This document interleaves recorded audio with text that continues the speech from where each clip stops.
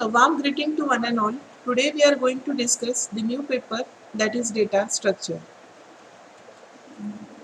Myself, Assistant Professor Renuka Raut, under the guidance of Dr. S.B. Kishore sir, going to discuss the today's topic, that is data structures. These are the contents. This is the syllabus followed by most of the universities. The outline of the paper is this subject generally gives us the basic idea related to the structures of data and all its important concepts. Paper consists of the basic idea related to the data structure concept, implementation of arrays, searching, sorting techniques.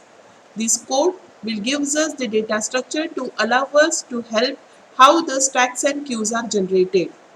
Data structure is used to organize the data in the computer system. It also consists of the stack, queue, linked list, trees and graph. In data structure, we learn how to access the data with the help of pointer, and also we learn about the data and design analysis for sorting, trees and heap memory. This concept is generally performed with the help of trees and graph. Some of the objectives of paper is data structure is a process through which data is stored and arranged in a disk space of the computer or memory storage in a way that data can be easily accessed.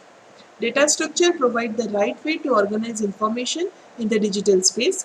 The data structure is a key component of computer science, and it is largely used in the areas of artificial intelligence, operating systems and graphics. Applications of this paper is in computer programming, a data structure may be selected or designed to store the data for the purpose of working algorithms.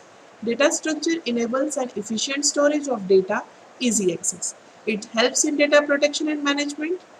It provides a methodology for logical concepts. It helps designing efficient algorithms. These are the references of the subject data structure. Please go through it. Thank you so much.